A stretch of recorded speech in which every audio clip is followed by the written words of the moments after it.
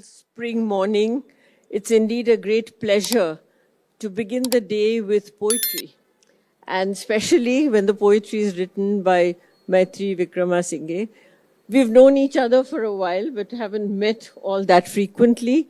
But being a professor of English and also deeply into women's studies and leadership roles, it's been a rich and very insightful career as a professional, and also a deep commitment to humanitarian causes that I have known Maitri to have. So perhaps the best way to begin a morning of poetry is to hear the poetry. Isn't that so, Maitri?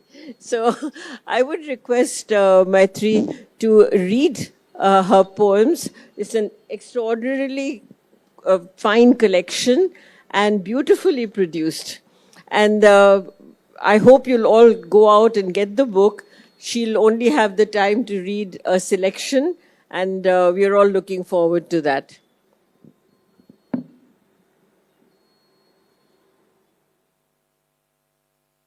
Hello, good morning, everybody. Thank you, Malasri. As Mala says, we have known each other for about 10 years and intermittently met. And I would also like to thank Millie Aishwarya from Penguin for their trust in me and for introducing my book to the audience so persuasively. I would like to begin my reading with a poem titled Blood Orange. These days, there is a fingernail scraping and scraping the skin of our minds with a single flick of a fingernail, scraping and scraping with a tenacity that can split the rind to swell blood orange under a fingernail, scraping and scraping to flip us over the flange of fury with a fingernail, scraping and scraping to inflame us into Molotov cocktails with a trifling fingernail. To me, this poem is one that tries to capture the ethos of our times or the times that we live in today. However, it's quite possible that it may say something else to you. And as an academic, I have been studying and teaching diversity and identity politics for the last 30 or 40 years. And the next poem is one that questions or perhaps expresses the need to nuance our understanding of identity politics. Given the extremes and diversities and divisions and polarizations and sensitivities of today. It's called Colorings. Some people color me blue in blood, while others assume a partisan green, especially if cut wide open. Still others ascribe an academic white in candlelight. Those who don't know me smear a bright pink stereotype. But I paint myself a feminist purple. Yet horse sense makes me think that blood is red. But who knows what color blood once you are dead? Okay, thank you. I'll read about 8 more poems. Some situations in life can be more taxing than others, and this poem originates from frustration and irascibility. It's called Faculty Meeting. Dear Dean, would you mind if we whimper a little? We are well aware that it is not done for us to howl or growl in the face of immense aggravation for the want of a rapid-firing machine gun, especially in this illustrious congregation of eminent scholastic starfruits, passions, and bananas, holding up their persnickety noses, humbling creative collegiate courses, humping their individual hobby horses, hindering away the arable hours. Not forgetting the rows of lemons and oranges whose zealous wisdom and foragers can never be debunked, given the distinctive impression at every scheduled faculty session of the precise length, depth, familiarity with every single subject, as we sit pretty, following the depth of our integrity. Thank you, folks. I'm so sorry. I think I forgot to click the clicker.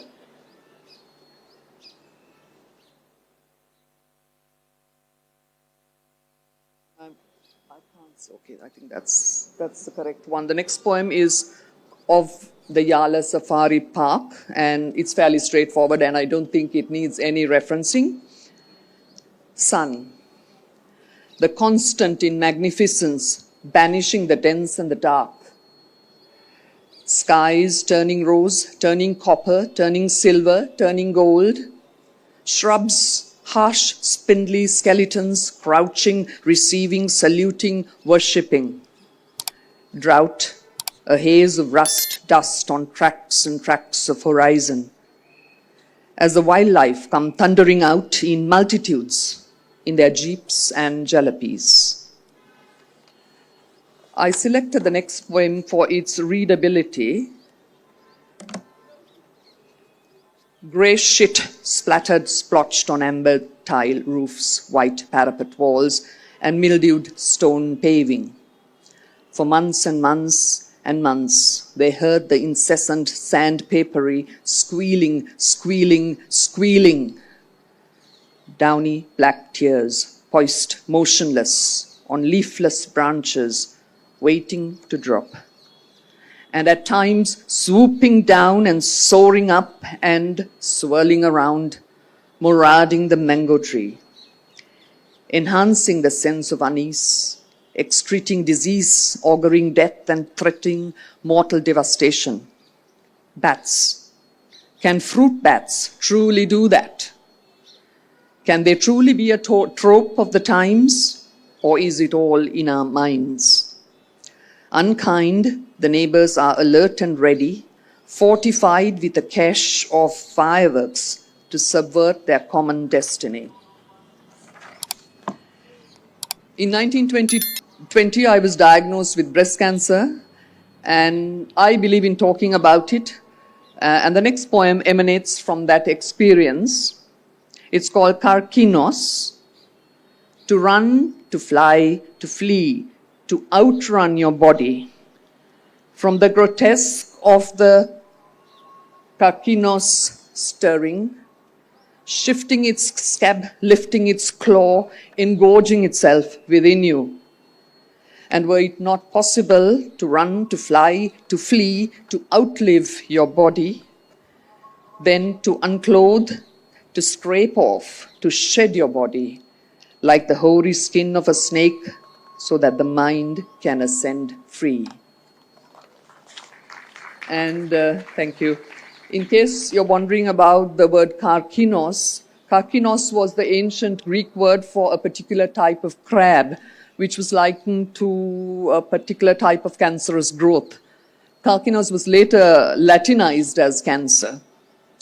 And the next poem comes from the title of the book, Unexpectedly, the reach of your arm in silence, the touch of your hand, a question, the press of mine in response, the trace of your fingertips insistent, the caress of my thumb in replay, the scratch of your fingernail a prelude, the resistance from mine scarcely, the forage of my forefinger furtively, the crush of your grasp urgently, the closing of our hands, the clasping of our fingers, the clenching of our palms unexpectedly. Thank you. My next poem focuses on death, a topic of interest for many poets. And while all poems are personal to the extent that they originate in the poet, not all poems are based on the poet's experience, nor can they be condemned to express the poet's personal opinion. Indeed, poems come from the imagination, of course. But this poem is very, very personal. Dying dispassionately. With reassuring conviction, Osho offers an insight on dying. If you can, at the juncture of death, when you are left with no further sentience, telescope and microscope your focus concurrently to channel the touch of your mind onto the cusp of your nostril, onto the wisp and waft and wane of your breath, literally onto the still of presence.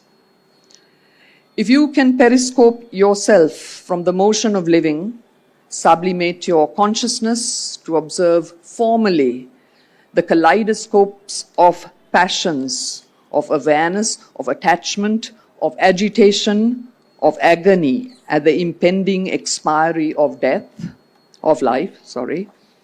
Apparently, you can then seize the moment of dying and witness yourself die dispassionately.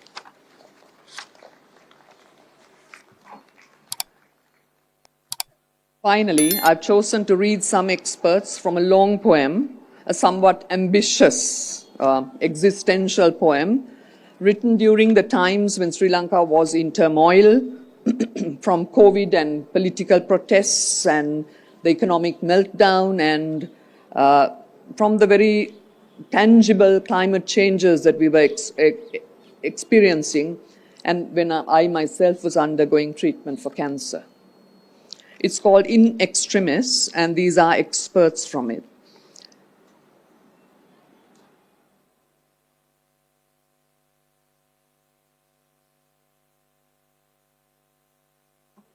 While the steel grey of today sags, interrupted by sparkles of soft champagne sunshine, the much-awaited monsoon splutters to arrive amidst spurts and squalls, but the Kachan winds shall blow and blow and blow within the lee of the southwestern hills, thirsting for the truth or any truth, searching, researching, quantifying, qualifying, collaborating, confabulating, constructing, deconstructing, reconstructing, dismembering, Googling, opining, truth-tabling, experimenting, replicating, preditating, validating, meditating, praying for a truth ceaselessly.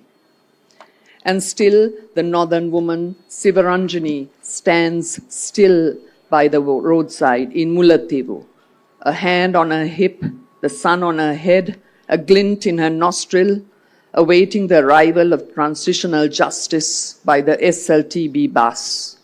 But he never comes.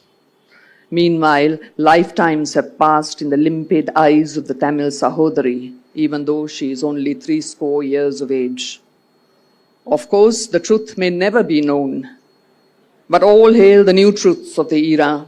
Affronts, intrigues, inanities, litanies, banalities, home truths, homilies, totalities, fatalities, celebrities, fake news, memes, remedies, parodies, indiscriminate generalities. Thank you very much.